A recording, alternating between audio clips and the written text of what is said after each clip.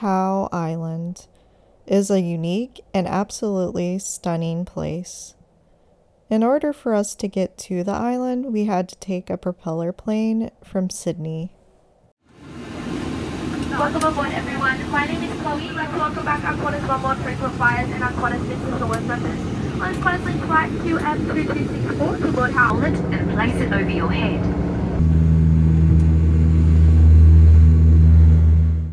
Lord Howe Island is located off the east coast of Australia and northeast of Sydney.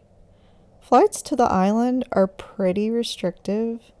There are only about 400 residents that actually live on the island, and only 400 tourists are allowed to visit the island at one time, making this a well-kept and well-preserved island today. Over 70% of the island is a permanent park reserve, and as you can see, the surrounding water is filled with coral reef.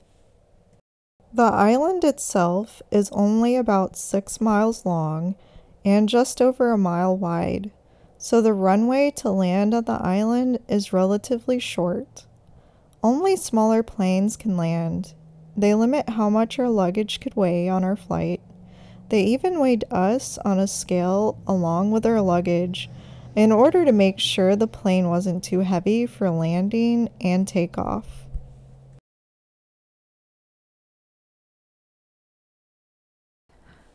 The airport was small, and you walk right through to baggage claim. Our luggage was right outside on a cart almost as soon as we landed.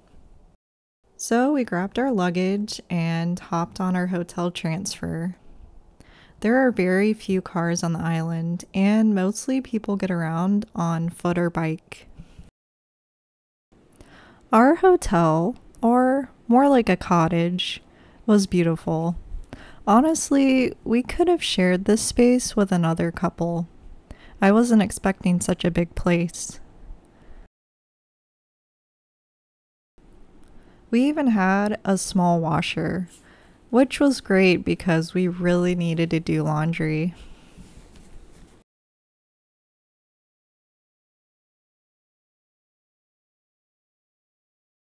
After checking out our cottage, we decided to take a walk around and then planned to hike up Mount Eliza for sunset.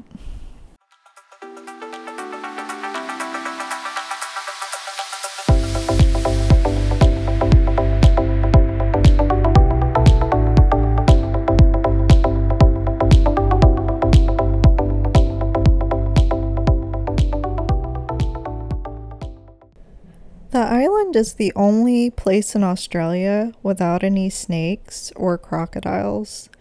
You can only find birds here, including the endangered endemic woodhen, which has in recent years seen an increase in numbers thanks to recovery efforts. We saw quite a few of them near the cottage. We also found so many spiders, and more on that later.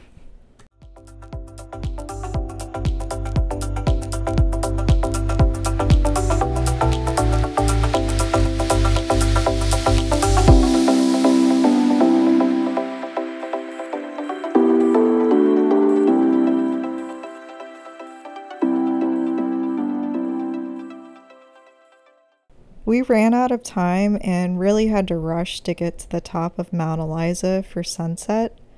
It was definitely a climb, but the views were so worth it. Most definitely my favorite place and hike on Lord Howe.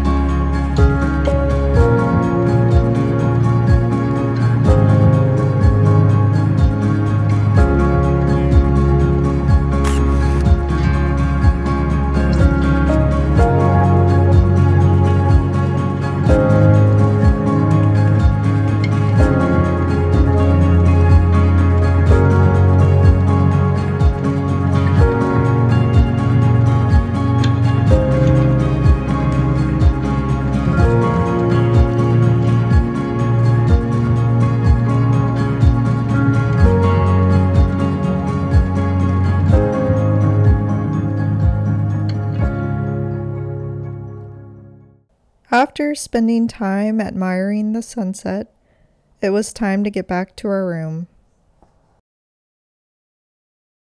But when we got back to our cottage, we found huge spiders everywhere. I mean, everywhere. No matter where we looked, another big spider. Let's just say I did not sleep well that night. We did figure out later on that if you keep the lights on before sunset, they don't seem to come out. But the only problem for me is that I know that they're hiding somewhere, and I was pretty freaked out. The next morning, we found some wood hens outside our cottage, which was a nice change from our spider roommates.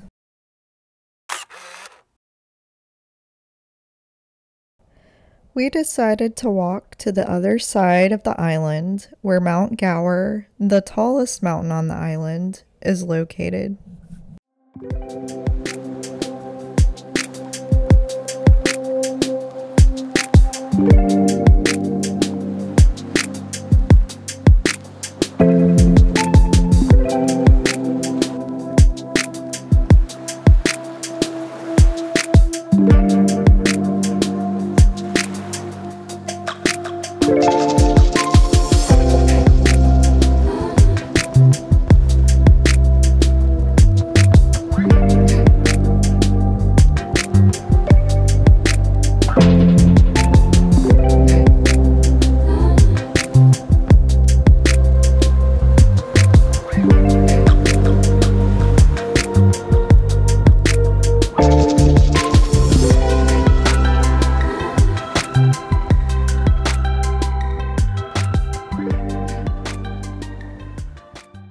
No matter where you go on the island, there are gorgeous views all around.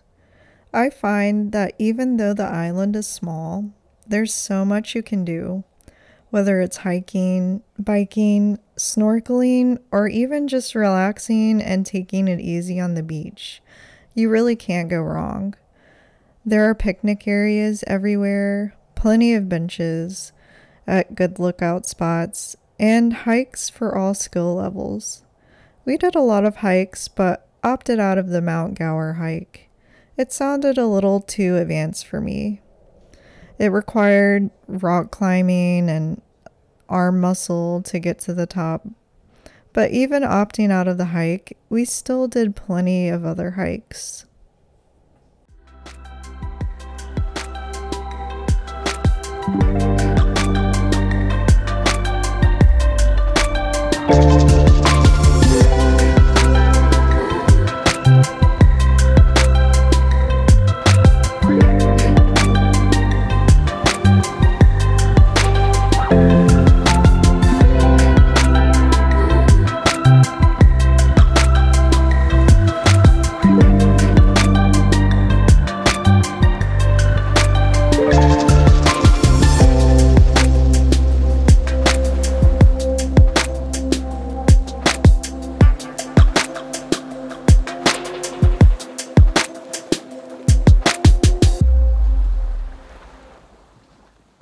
The hotel provided us with bikes, which was awesome. So we also biked around the whole island. It was really fun, and I would say the most scenic place I have ever biked. It's also nice that there are bike racks all over the island. So we did a leisurely bike ride and made stops along the way to check out some of the views and do small hikes.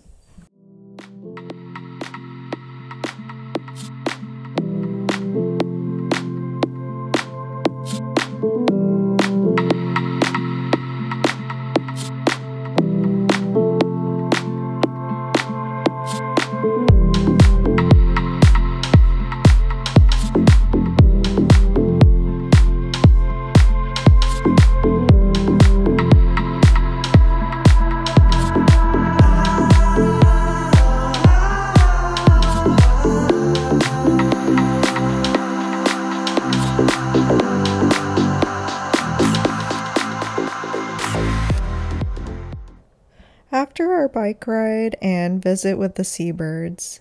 We checked out more of the island at sunset.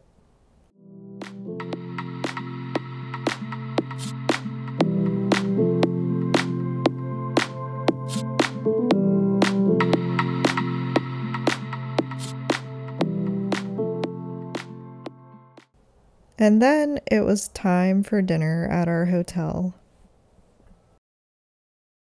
The food here was always fresh. Everything was great, and I really enjoyed every dish we had. The next day, we planned 2 big hikes. Our first was a hike back up Mount Eliza, so we could get great views during the daytime.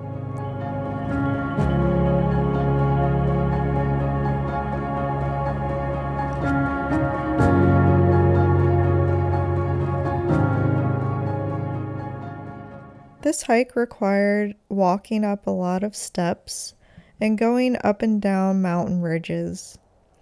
Almost the entire time we had amazing views of the island. And even views of the coral reef.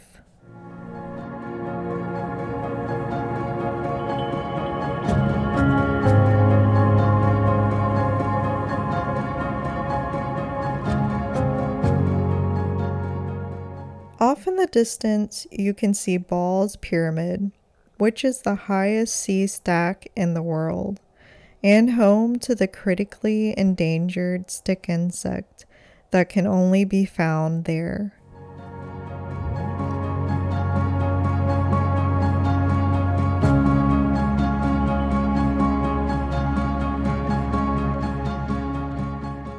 Can you believe this is just one giant tree? Our next hike was to the Catalina airplane crash site. We had to make our way through a horse pasture to get to the crash site.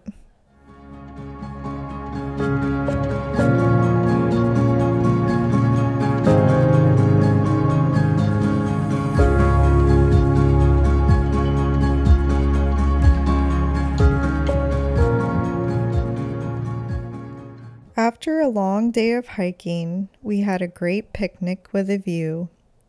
It was a wonderful way to end the day.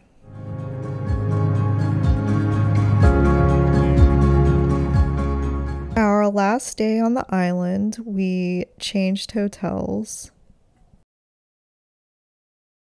Our new place was also really roomy and closer to Ned's Beach, which was a great place to snorkel. I'm personally not the best swimmer, but the snorkeling at Ned's Beach is wonderful and great for anybody. You can rent snorkeling gear at the beach. You can even buy fish food if you want to feed the fish. You really don't even need to swim out to the reef because a lot of fish swim right up to the shore.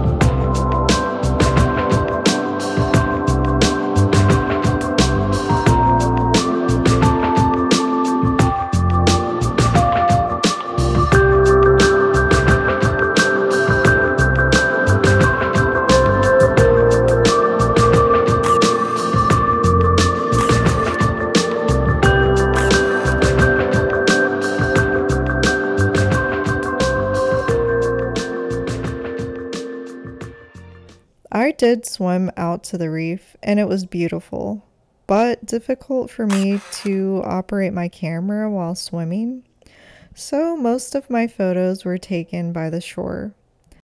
We found so many colorful fish and even a reef shark. It was pretty cool.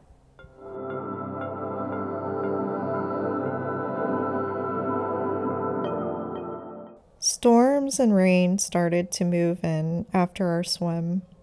We had so much rain that our morning flight the next day got canceled, and we had to rebook on a later afternoon flight.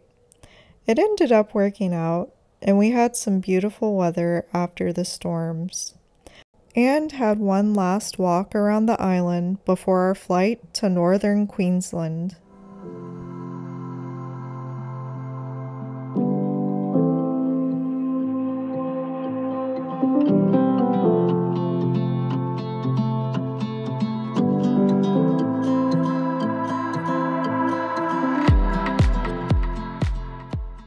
Now off to the Daintree Rainforest.